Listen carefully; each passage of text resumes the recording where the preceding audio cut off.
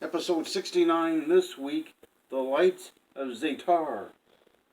The Lights of Zetar, kind of a strange episode. The Enterprise is on its way to some sort of outpost. They've gotten word that there's trouble there, so they're headed to see what's happening at the outpost, and Mr. Scott has found this new girlfriend. Some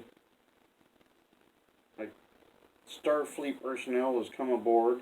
It's her first deep space assignment, she says, even though she's a lieutenant. Been in Starfleet a while, apparently, but it's her first time out in space.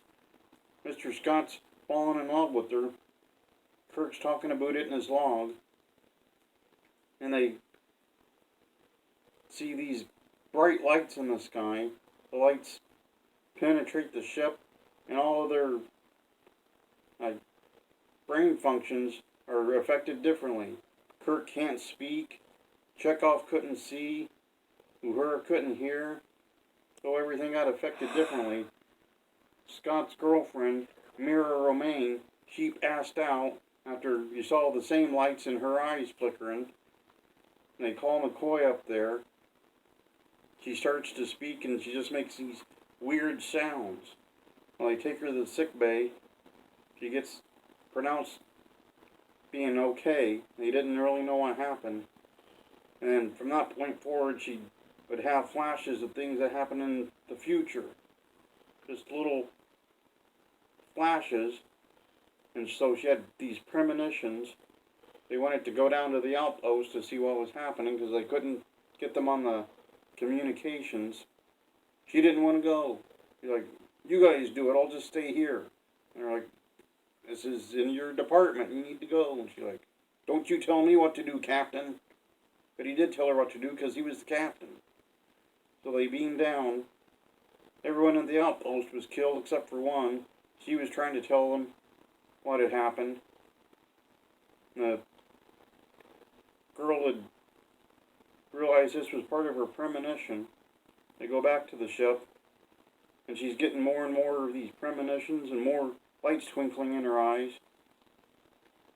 The information that was on the outpost apparently lost because no one thought to make a copy of it. They thought maybe there was an attack from a ship because the outpost had no shields or weapons because the information was free to everyone, so they said, who would attack that? And I kept thinking the Klingons. That's what they do. But they never thought of that. So they didn't put shields or weapons on it.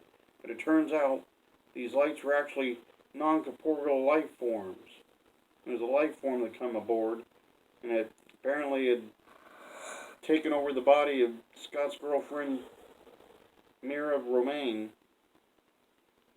It slowly forced her out and came to the prominence. They're trying to negotiate with the thing.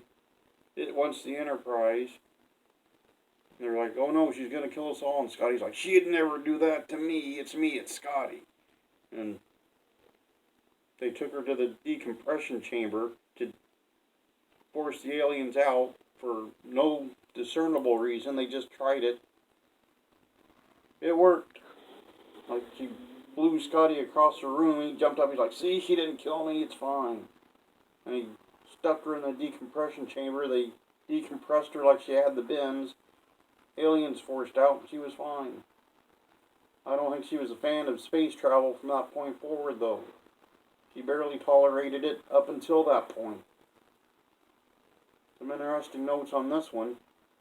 A couple of shots you can see Mr. Scott's missing finger there because James Doohan had lost a finger in World War II. Usually they kept that hidden, but you can see it a couple times in this episode. It's also the final appearance of Mr. Kyle. He had a brief cameo as the transporter chief, but that was his final appearance in the series. Oh, that was pretty much it. All the regulars appeared, including Christine Chapel, Chekhov, Uhura, Sulu. They were all there. But pretty much that's it.